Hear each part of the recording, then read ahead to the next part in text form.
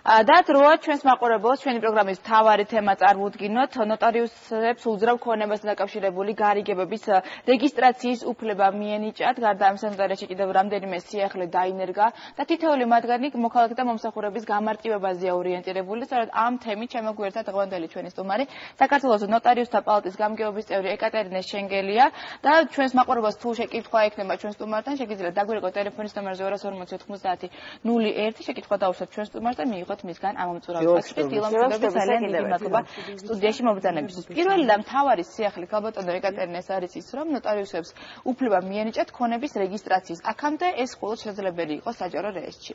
რატომ დადგა დღის წესრიგში ამ სიახლის დანერგვა და რეალურად რა მარტივდება მოქალაქეებისთვის? კი ბატონო, პირველ რიგში მინდა მოგესალმოთ, მივესალმებით ჩვენს მაყურებელსაც, მინდა გისურვოთ ნაყოფიერი, მშვიდობიანი დღე თქვენს და ასევე ჩვენს მაყურებელს. ეხლა არაერთი სიახლე დანერგიდან ნოტარიატში ეს მასმედიის საშუალებითაც გავრცელებულა და პლუს ამას დიდი მადლობა თქვენს ასევე მხარდაჭერისთვის, რომ ყოველ ესეთ სიახლეს ესეთი ყურადღებას უთმობთ. პირველ რიგში ეს სიახლები ყველაფერი ორიენტირებულია მოქალაქეებს. შესაბამისად ვცდილობთ, რომ მათ შევთავაზოთ ისეთი სრული მომსახურება, როდესაც გაუადვილდებათ მოქალაქეებს ნებისმიერი სანოტარო მოქმედების შესრულება და მასთან დაკავშირებული შემდგომი პროცედურები. ერთ-ერთი სიახლე, რომელიც აგვაქვს, ზუსტად არის ეს გარიგებებთან დაკავშირებით. დღესდღეობით შესაძლებელი არის ნოტარიუსთან ისევე როგორც საჯარო რეესტრში, ვთქვათ, უძრავ ნივთებთან დაკავშირებული გარიგებების დამოწმება. მაგრამ ამავე დროს ალბათ ჩვენი მაყურებლისთვისაც ცნობილი არის, რომ უძრავ ნივთებთან უფლებების რეგისტრაცია აუცილებლად საჭიროებს საჯარო რეესტრში განხორციელებას. ამიტომ დღესდღეობით თუ კი ნოტარიუსთან მოხდება სანოტარო მოქმედების შესრულება, თუნდაც მაგალითად ავიღოთ ეს კლასიკური მაგალითი არის უძრავი ნივთის ნასყიდობა, აუცილებელია მისი რეგისტრაცია საჯარო რეესტრში.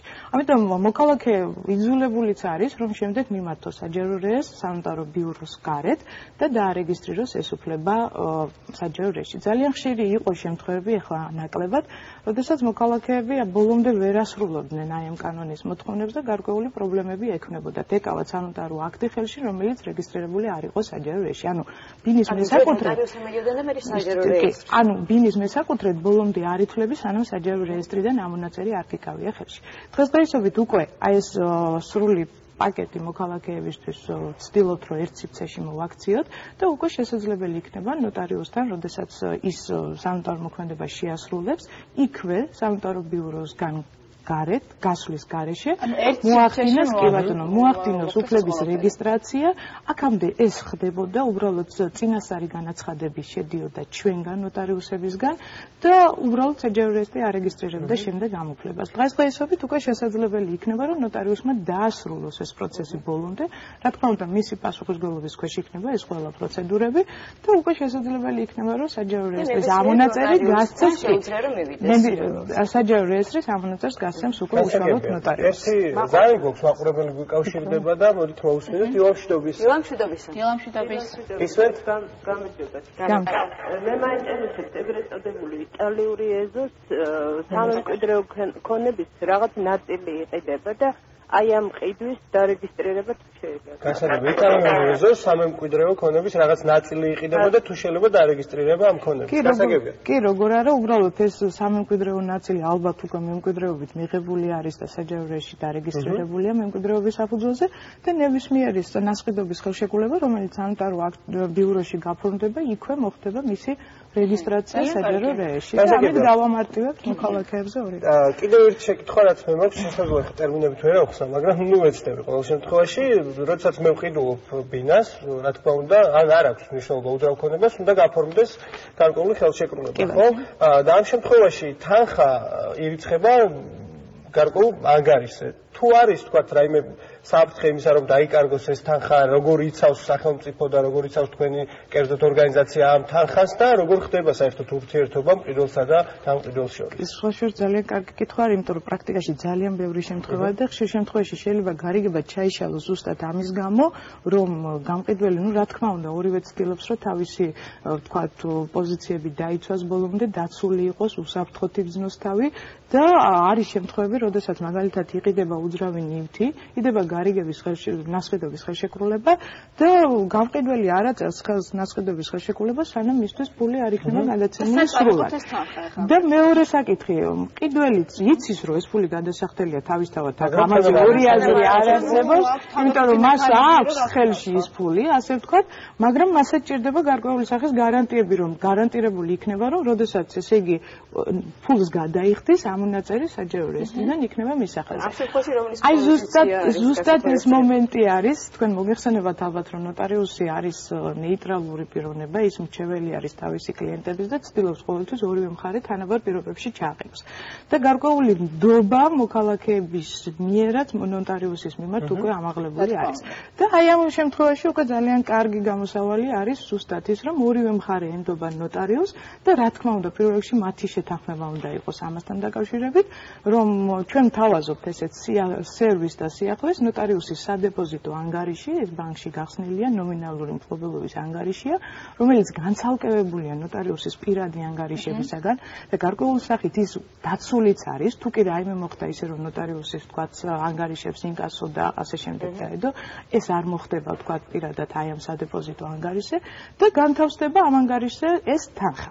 ორივე მხარე არის დაცული და შესაბამისად უკვე როდესაც მხარეები რეგისტრაციის შემდეგ გადაეცემა თანხა? კი, აი როდესაც პირობები დადგა, ეს თანხა მაინც რჩება, ხო? ეს არ ეხება იმ თანხას და როდესაც პირობები შესრულდება, შესაბამისად ნოტარიუსი გადასცემს უკვე მაყურებელია მომდევნო ხაზზე დილამშვიდობისა მოგესალმებით. დილამშვიდობის. გამარჯობა. ყველას მოგესალმებით და რა მაინტერესებდა, ბინის შეძენას ვაპირებთ მშენებარე ბინაში. და თანხას ფარავს სრულად, მაგრამ ამონაწილეს მაძლევენ როგორც მომავალი მესაკუთრე. და რამდენად სწორია. გასაგები, ანუ თანხას იხდიან ამ მშენებარე ბინაში, მაგრამ ამონაწერია როგორც მომავალი მესაკუთრე.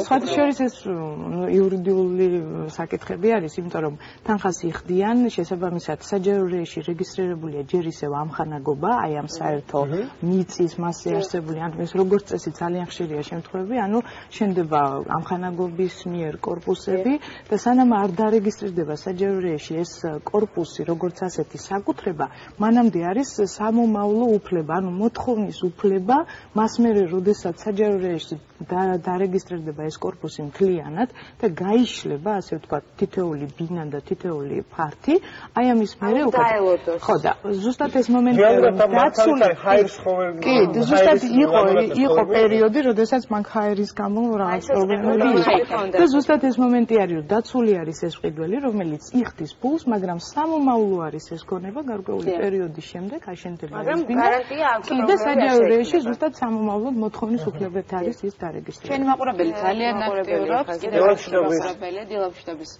გამარჯობა. გამარჯობა. მაინტერესებს აი დაგირალების შემთხვევაში საჯარო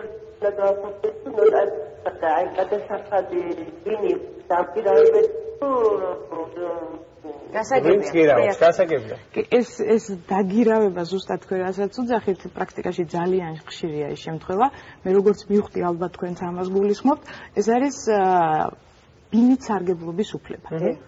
გარკვეული თანხის სანაცვლოდ პიროვნება შედის სხვის ბინაში საცხოვრებლად. გარკვეული ვადი. იურიდიულად ეს არის სესხი. იმიტომ რომ ეს თანხა საჩუქრად არ გადადის და გარკვეული პერიოდის შემდეგ უნდა დაბრუნდეს ზუსტად ეს თანხა. კი, და ზუსტად ეს მომენტი არის, იდება ხელშეკრულება, როგორც ასეთი სესხის და ბინით სარგებლობის და აი ზუსტად ეს მომენტი არის, რომ დაცული აქ შეიძლება შეთავაზებული იყოს და მხარეები თუ შეთანხმდებიან ნოტარიუსის საახსრულებო ფურცელით, როდესაც ვთქვათ გარკვეული პერიოდის შემდეგ ხელშეკრულებით ვთქვათ ნაკისრი ვალდებულება არ შესრულდება, ფულად ვალდებულებებზე ანუ არ გადაიხადა ფული გამგირავება, ხო, არ დააბრუნა, ამ დროს უკვე კი. არა, სახლი არ რჩება, მაგრამ აქ ძირითადი აქცენტი კეთდება თანხას. იმიტომ რომ ისი არის ფული. ანუ თუ არ დაუბრუნა რა ხდება? ზუსტად ეს მომენტი არის, აქ არის ორი გზა. ერთი ალტერნატიული მიმართოს სასამართლოს და მოითხოვოს აი ამ ხელშეკრულების საფუძველზე დასესხებული თანხის დაბრუნება და მეორე, თუ კი მხარეები წინასწარ შეთანხმებულები არიან ამაზე, არის ხელშეკრულებაში გათვალისწინებული ნოტარიუსის საახსრულებო ფურცელი და შესაბამისად ძალიან მარტივად, იოლად კრედიტორი ამ შემთხვევაში გამსესხებელი მიდის ნოტარიუსთან, ითხოვს მისგან სახსრულო ფურცელს და აი ამ სახსრულო ფურცლის საფუძველზე მოხდება აღსრულება და ფაქტიურად მოვალის მთელი ქონება დაყადაღდება და იქიდან მოხდება ამ თანხის ამოღება. აი ეს მოყოლოს ფულს ვინ იხდის ამ შემთხვევაში? სანიტარი ხარჯებზე ალბათ. საუბარია აქ ურთიერთშეთანხმების საფუძველზე ეს გათვალისწინებული იქნება. კიდევ ერთი მაყურებელი გვიკავშირდება. ზარია ფაქტიურად კითხვის დასმას. გამარჯობა.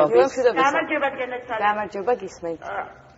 მე მაინტერესებს ჩემო ქალბატონებო, რაშია ეს საქმე? აი მე მივედი ნოტარიუსთან და მინდობილობა მინდა გაუფორმო პიროვნებას, რომელსაც ბინა უნდა იყიდოს ჩემგან. ნოტარიუსი რატომ არის დავალდებული, რომ დონის სახეს იმსახურებს ამ ორივე პიროვნებისგან? რატომ არ მოითხოვოს მემკვიდრეობის სახე? ვინ ხავს მას მემკვიდრე? მისცა მინდობილობა ამჟამად ნოტარიუსმა. აი ახლა რომელიც თაღლითობაში უთვლია, პირადად არის ჩემი ძმა, სასამართლოზე დაიყვანეს და დაპატიმრებულია ერთი კვირა. ნოტარიუსმა მინდობილობით გასცა, რომ მე ორივე ის გავითვალისწინე ერთმანეთის, რომ მათ ის და რატომ არ მოითხოვა? ქალბატონო, კითხვა ვერ გავიგე. კითხვის არც იქნებ მოკლედ ჩამოგვიყალიბოთ ქალბატონო. ნოტარიუსი არის თუ არა დაყედაღებული ქონება? ეს იყო როგორც ფიქრობთ? არა, ეს არის აქ მინდობილობაზე იყო აქცენტი გაკეთებული და შესაბამისად აქ მინდობილობის გაცემის დროს მინდობილობის გაცემის დროს პირველ რიგში ნების გამოვლენა არის აქ თავარი და შესაბამისად თუ იმ პიროვნებას რომელიც მესაკუთრე იყო უნდა ბინის გაყიდვა და ბინის მესაკუთრე არის თვითონ მას არავის თანხმობები არ ჭირდება არც ოჯახის წევრების, არც დის და არც ძმის და შესაბამისად, როდესაც ნოტარიუსი დარწმუნდება, რომ ნამდვილად უნდა ბინა გაყიდოს, მერე უკვე იწყება ნებისმიერი სამსახური. მაგრამ მე მინდა ერთ რაღაცას დავაზუსტო, შესაძლოა თქვენ სფეროს ეს არ ეხება, მაგრამ როდესაც თქვათ მოდის ორი მხარე, გამყიდველი და მყიდველი. თქვენი სამსახური თუ ამოწმებს იმას, ბინა არის თუ არა დაყადაღებული. რა თქმა უნდა, ეს არ ეხება კი არა პირდაპირ უშუალოდ. ზუსტად ეს მომენტი არის, რომ ეს არის კიდევ ერთი ნდობის ფაქტორი, რომ ნოტარიუსთან როდესაც მიდიან მოქალაქეები, ზუსტად ისინი არ არიან თქვათ იურისტები და ამ ყველა ნიუანსებს და დეტალებს ვერ ფლობენ და ჭირდებათ ზუსტად სანდო პიროვნება, რომელსაც ესე იგი თავიდან ბოლომდე ენდობიან და მშვიდობიანად დაამთავრებენ ამ გარიგებას და შესაბამისად, რა თქმა უნდა, ზუსტად ეს მომენტი არის, რომ როდესაც ნოტარიუსი დაიწყებს გარიგების, თქვათ, როდესაც დარწმუნდება მხარეების ნების გამოვლენაში, აუცილებლად უნდა შეამოწმოს საკუთრების უფლება ამ ნივთზე, რომელიც იყიდება და უფლებრივად რამდენად უნაკლოა ეს ნივთი, ზუსტად ეს ყადაღები, საგადასახადოები, მოვალეთა რეესტრი და ეს მთლიანად შედის. კიდევ ერთი შეკითხვით გისმენთ? გამარჯობა. გამარჯობა. შეიძლება რაიონის შევიძინე 9 ჰექტარი. და მეუბნებიან რომ უნდა გადავიხადო როგორც ჰექტარი ფასი. და რამდენად სწორედ მეუბნებიან და რა გადასახადზე საუბარი ქალბატონო? შევიძინე 9 გაფორმების გადასახადზე. ჩვენთან პირდაპირ კავშირში არ არის, იმიტომ რომ შესაბამისად ეს უკვე საგადასახადოსთან მიმართებაში არის, როდესაც უფლებების რეგისტრაცია ხდება და სასოფლო-სამეურნეო, არასასოფლო გადასახადები. იქნება ხა სხვა თემისკენაც გადავინაცვლოთ, იგეგმება და დაიგეგმა უკვე და ერთ-ერთი არის ქორწინების გაფორმება და თან განქორწინება სამავდროულად. მაინტერესებს, ანუ რამდენად ხდება გამიჩვნა, ანუ რიტუალია, ხო, ერთგვარი ცერემონია, საზეიმო ცერემონია და ამ შემთხვევაში თავისუფლად შეუძლია ნოტარიუსმა მივიდეს გააფორმოს ყოველგვარი ცერემონიის და რიტუალის გარეშე. ანუ საუბარი აქ ეს ჩემი გაყოფაზე? არა, შეუძლია ხელი მოაწეროს ნოტარიუსს. თავიდან ზუსტად ეს მომენტი არის, რომ პირიქით, ეს არ არის ის პროცედურა, რომ ნოტარიუსთან ხელს მოაწერ ქორწინებაში ხარ და დამთავრდა. ამით იქნება ყველაფერი. ეს ფაქტიურად არის პირველი ნების გამოვლენა ოჯახის შექმნით და თქვენ კარგად მოგეხსენებათ, ოჯახის შექმნა ეს ერთ-ერთი უდიდესი ვალდებულება არის მხარეების და ამიტომ ნოტარიუსთან როდესაც მხარეები მიდიან, არ არის ზუსტად ეს მომენტი, რომ ხელს მოაწერ და ოჯახი შეიქმნა, ქორწილი, დარბაზი, საზეიმო ვითარებაში. ამით იწყება ყველაფერი. და შესაბამისად, როდესაც ნოტარიუსი მოგეხსენება თქვენ არის იურისტი და ზუსტად განუმარტავს მხარეებს აი იმ უფლებებს და მოვალეობებს, რომელიც აი ამ ქორწინების შედეგად მათ წარმოეშვებათ და შესაბამისად სიტყვის ქორწინებას. არა. ეცოდინება თავიდან გააცნობს თუ არა თავს ამ ყველა ვალდებულებებს თუ ეს არის ჩვეულებრივი და განქორწინებას აგერთვით ამ განქორწინებას რაც შეეხება განქორწინებასთან დაკავშირებით არსებობს ორი ფორმა განქორწინების ანუ ქორწინების შეწყვეტა ხდება განქორწინებით ეს არის სასამართლოში და სამოქალაქო რეჟში დღესდღეობით სასამართლოში თუ მხარები ერთმანეთს შორის რაღაცა დაობენ ერთ-ერთი მეუღლე არ არის თანახმა და სამოქალაქო რეჟში თუ კი ორივე მეუღლე თანახმა არიან განქორწინებაზე და მათ არაფერი ქონებრივი დავა არ გააჩნიათ ზუსტად ჩვენ შემთხვევაში იქნება ეს განქორწინება როდესაც მხარეები სადაოს არაფერს არ ხდიან თანახმანი არიან განქორწინებაზე და ამავე დროს არანაირი დავა მათ არ გააჩნიათ. სამწუხაროდ თავდაპირველად ეკატებინებთ ჩვენ დრო აღარ რჩება რომ ხათერებს ვისაუბროთ და ახლა მოდით პირობა ალბათ რომ და ვისაუბროთ აუცილებლად მომავალში ჩვენ იმ თემებზე რაზეც დღეს ვერ მოვასწარით საუბარი. ძალიან დიდი მადლობა და თქვენ საუბრობთ რომ უდიდესი ინტერესი გამოიწვია თემა მაყურებლის. და რა თქმა უნდა გისურვებთ წარმატებებს დღევანდელი ჩვენი სტუმარი გახლავთ საქართველოს ნოტარიუსთა პალატის გამგეობის წევრი ეკატერინა შენგელია ჩვენ გავიდეთ რეკლამაზე რამდენიმე წუთში კვლავ დაგიბრუნდებით არ გადაერთოთ